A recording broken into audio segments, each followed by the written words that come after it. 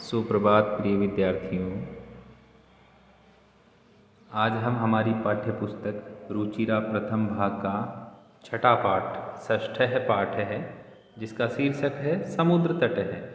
समुद्र तट उसका अध्ययन करेंगे। देखो बच्चों, सबसे पहले तो हमें ये देखना है कि हमारा जो देश है भारत, उसके किस किस भाग की ओर समुद्र है। ठीक है, तो देखिएगा, ये मैं भारत का एक जो वो हिस्सा जहाँ पर समुद्र होता है या पाया जाता है, वो वाला हिस्सा मैं आपके सामने बना रहा हूँ, ये हिस्सा।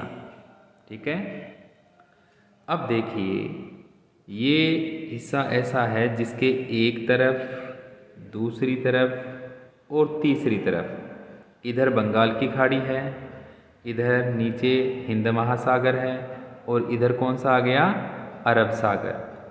तो तीन ओर से ये भाग क्या है, जल से घिरा हुआ है। तो जो तीन ओर से जल से घिरा होता है उसको क्या कहते हैं, प्रायद्वीप कहते हैं। क्या कहते हैं, प्रायद्वीप। तो ये प्रायद्वीप भारत है।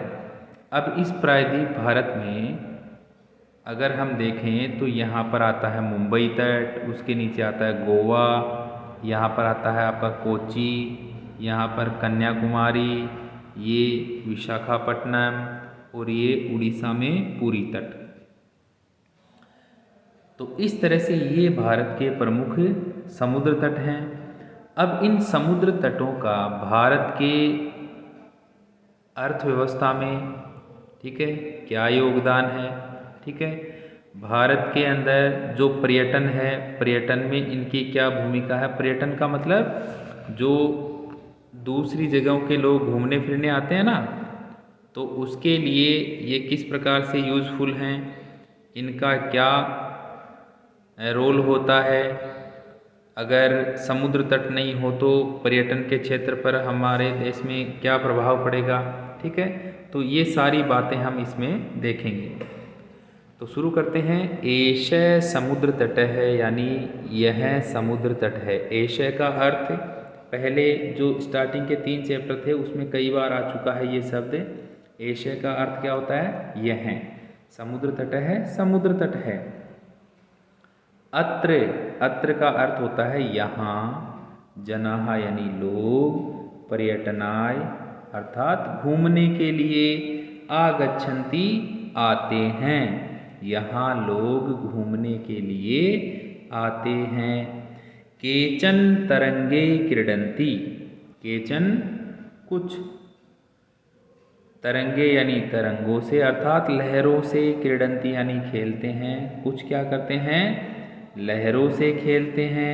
केचन च नौका भी जल विहारम कुर्वन्ति, और कुछ, केचन यानी कुछ, च यानी और, तो और का हम कहाँ लेंगे, केचन से पहले लेंगे अर्थ। और कुछ नौका भी यानी नौका से, जल विहारम, जल विहार, कुर्वन्ति यानी करते हैं। पानी के अंदर जो बोटिंग होती है ना, नाव में बैठकर हम घूमते हैं, तो उसको जल विहार कहते हैं।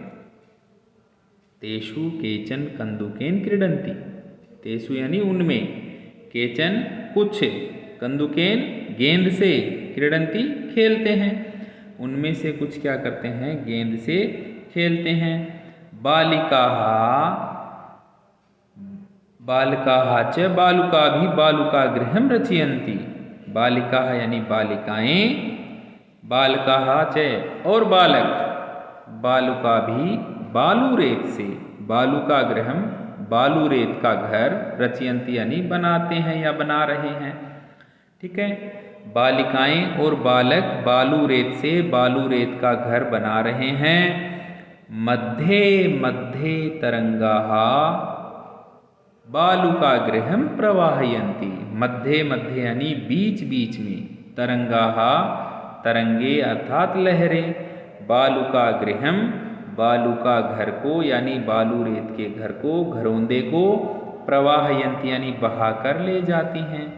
एषा क्रीड़ा प्रचलति एव, एषा क्रीड़ा यह खेल, प्रचलति एव चलता ही रहता है, यानी बच्चे क्या कर रहे हैं, बार बार बालू रेत का घर बना रहे हैं, और जो लहरें आती हैं वो बार बार बालू रेत के घर को बहाकर अपने साथ ले जाती हैं। तो यह खेल चलता ही रहता है।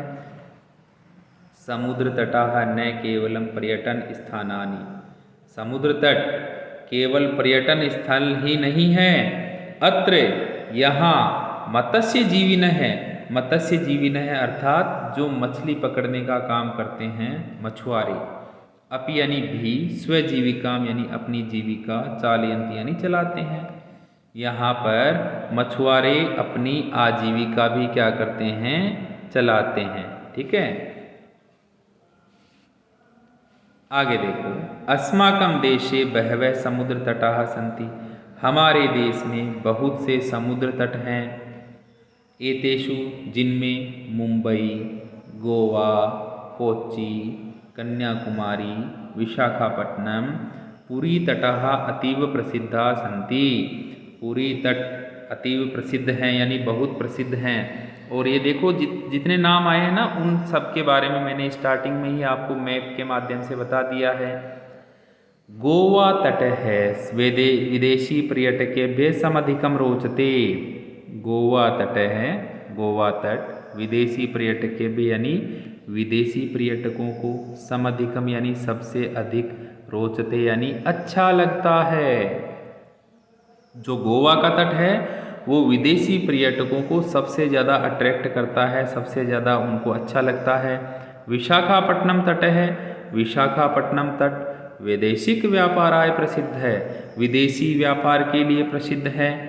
कोच्चि तट है, कोच्चि का तट नारिकेल फलेभ्य, नारियल के फलों के लिए, नारिकेल का अर्थ क्या होता है, नारियल, नारिकेल का अर्थ होता है नारियल।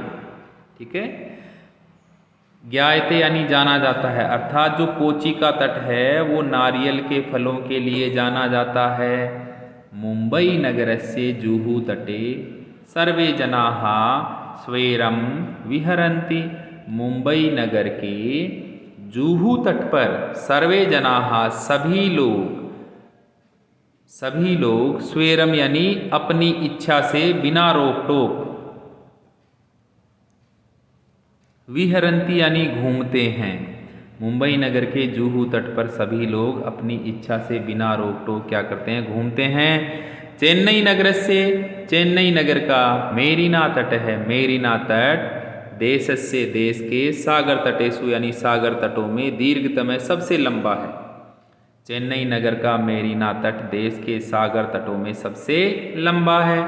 आगे देखो, भारतस्य तिस्रसु दिशासु समुद्र तटा सन्ति, भारत के तिस्रसु यानी तीनों, दिशासु यानी दिशाओं में, समुद्र तटाः समुद्र तट, सन्ति यानी हैं, भारत की तीनों दिशाओं में समुद्र तट हैं। मैंने अभी अभी बताया आपको मैप बना करके। ठीक है, देखिएगा ये हमने बनाया था। ठीक है, इस तरह से। ठीक है,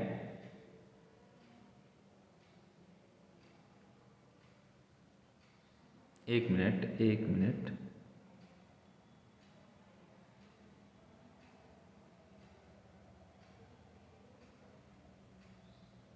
ये इस तरह से ये वाला जो भाग बनाया था 1 2 3। ठीक है, तो 3 दिशाएं हो गई थी, तो तीनों दिशाओं में क्या है, समुद्र तट हैं, तीनों दिशाओं में समुद्र तट हैं।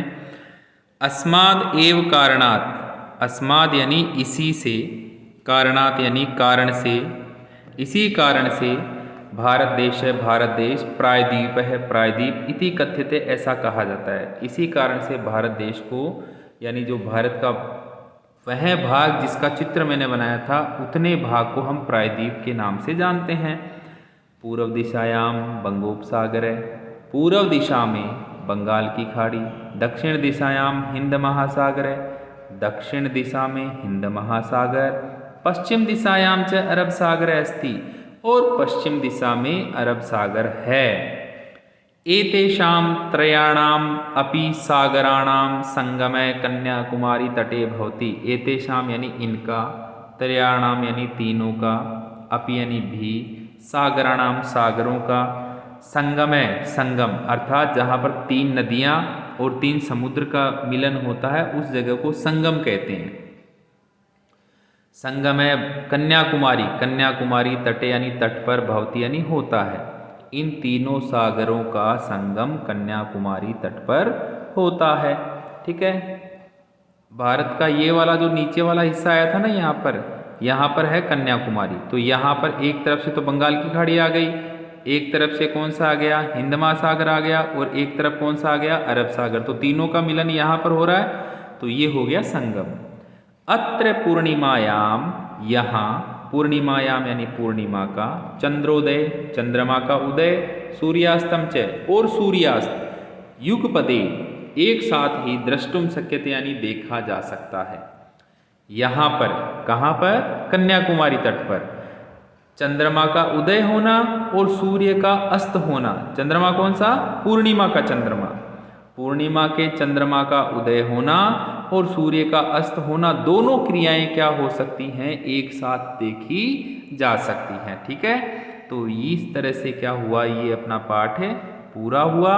वीडियो को बार बार देखना, समझ में आ जाएगा। Okay, thank you.